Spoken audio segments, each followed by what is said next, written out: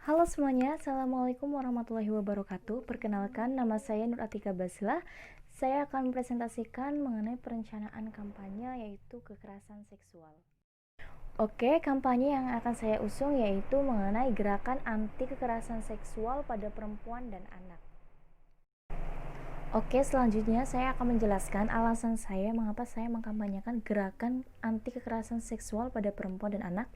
Yang pertama yaitu kekerasan seksual itu masih sering terjadi di berbagai belahan dunia, salah satunya yaitu negara kita, Indonesia.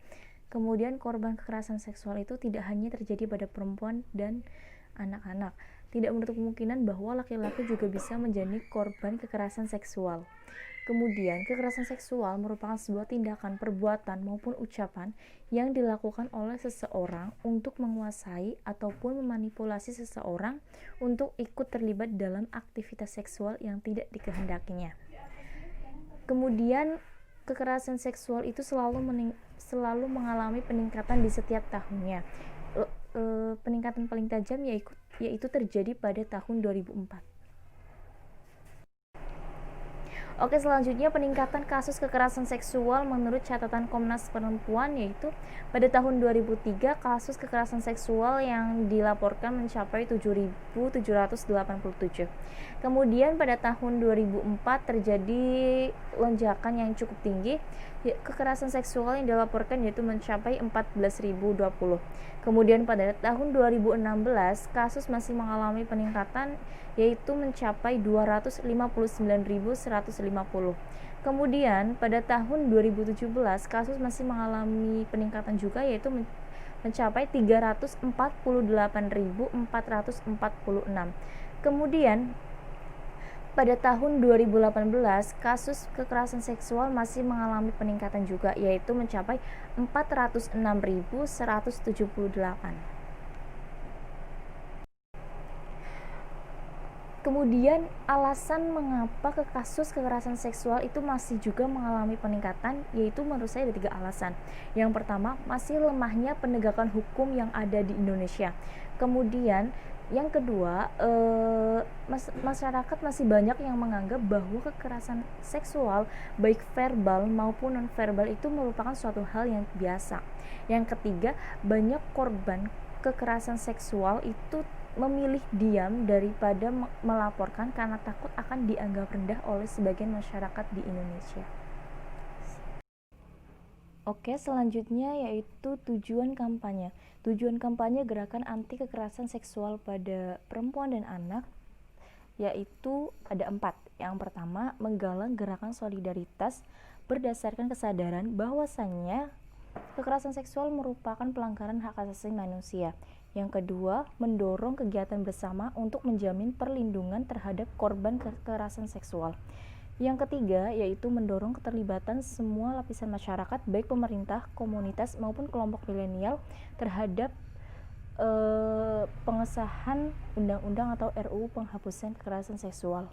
Kemudian yang keempat, agar masyarakat dapat mengerti bahwasannya kejahatan kekerasan seksual dapat merusak mental seseorang dan juga dapat merusak mental generasi bangsa.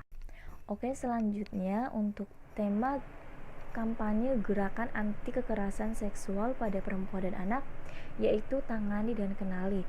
Alasan saya membawa tema tangani dan kenali hal ini untuk memperkuat dukungan dalam upaya pencegahan kekerasan seksual terhadap perempuan dan anak serta perlindungan dan pemenuhan hak-hak perempuan dan anak.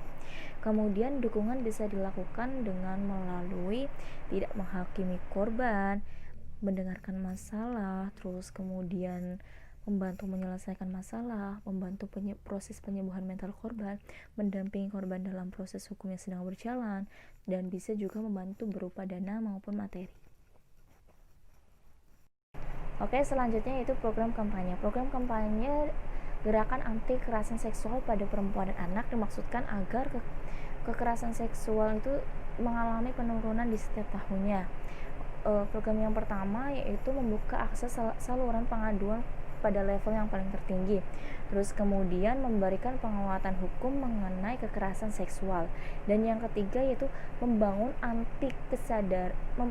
membangun kesadaran anti kekerasan seksual pada seluruh masyarakat Indonesia.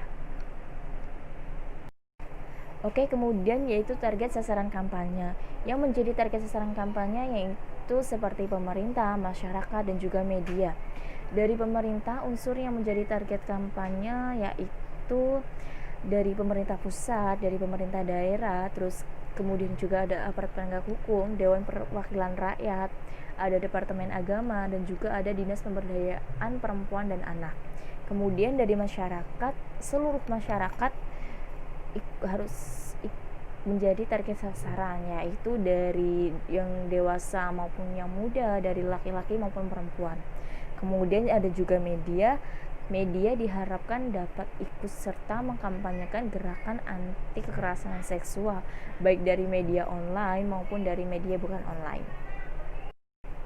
Selanjutnya yaitu ada strategi dan taktik kampanye. Strategi kampanye gerakan anti kekerasan seksual ini yaitu menggalang gerakan solidaritas berdasarkan kesadaran bahwasannya kekerasan seksual merupakan pelanggaran HAM. Kemudian mendorong kegiatan bersama untuk memberikan perlindungan yang baik terhadap korban kekerasan seksual. Dan yang ketiga yaitu mengajak seluruh masyarakat untuk terlibat aktif dalam penghapusan kekerasan seksual. Oke, selanjutnya yaitu taktik yang digunakan dalam kampanye. Taktik yang pertama yaitu memperkuat kerja-kerja di tingkat lokal dalam menangani kasus-kasus kekerasan terhadap perempuan. Yang kedua, membangun kerjasama yang lebih solid untuk menghapus kekerasan seksual terhadap perempuan di tingkat lokal maupun di tingkat internasional. Yang ketiga yaitu mengembangkan metode-metode yang efektif dalam upaya peningkatan pemahaman publik. Yang keempat yaitu menunjukkan solidaritas kelompok perempuan sedunia dalam melakukan upaya penghapusan segala bentuk kekerasan terhadap perempuan. Yang kelima yaitu membangun gerakan anti kekerasan terhadap perempuan untuk memperkuat tekanan terhadap pemerintah agar melaksanakan upaya penghapusan kekerasan seksual.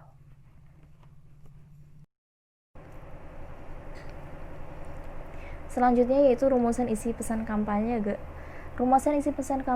gerakan anti kekerasan seksual pada perempuan dan anak, yaitu kampanye diadakan karena masih meningkatnya kasus kekerasan seksual di masyarakat. Kampanye ini berisi mengenai informasi dan edukasi tentang kejahatan kekerasan seksual yang sangat berbahaya bagi kesehatan mental korban dan pencegahannya. Kampanye dimaksudkan agar kejahatan kekerasan seksual itu mengalami penurunan di setiap tahunnya. Oke, selanjutnya yaitu waktu pelaksanaan kampanye gerakan anti kekerasan seksual pada perempuan dan anak. Kampanye ini dilaksanakan pada tanggal 25 November bertepatan dengan Hari Anti Kekerasan Seksual pada Perempuan dan Anak Internasional. Selanjutnya, untuk melakukan kampanye kita bisa menggunakan media-media seperti pendidikan, kesenian, media massa maupun media cetak, kemudian ada sosial media dan aksi massa. Untuk pendidikan kita bisa memberikan pelajaran ataupun edukasi mengenai kejahatan seksual di institusi. Kemudian kesenian, kita bisa mengkampanyekan gerakan anti kekerasan seksual melalui teater ataupun membuat lagu tentang anti kekerasan seksual. Yang ketiga yaitu media massa atau cetak, yaitu kita bisa melakukan kampanye melalui televisi, radio, majalah maupun koran. Kemudian ada sosial media, kita bisa melakukan kampanye melalui Facebook, Twitter, dan Instagram. Yang terakhir yaitu ada aksi massa. Kampanye bisa dilakukan melalui aksi demo. Namun aksi demo yang dilakukan itu harus dengan damai dan tidak adanya kerusuhan. Kemudian personel kampanye, agar aksi kampanye dapat tersuarakan dengan baik dan dapat berjalan lancar, pastinya kita memerlukan beberapa personil kampanye seperti dalam kampanye gerakan anti kekerasan seksual ini, yaitu seperti aktivis anti kekerasan seksual, kemudian ada organisasi yang mendukung gerakan anti kekerasan seksual, dan kemudian masyarakat yang juga ikut mendukung gerakan anti kekerasan seksual pada perempuan dan anak. Selanjutnya yaitu ada anggaran kampanye. Anggaran kampanye yang dibutuhkan yaitu mencapai 3.645. Oke, bila nih. Selanjutnya yaitu Kene lah.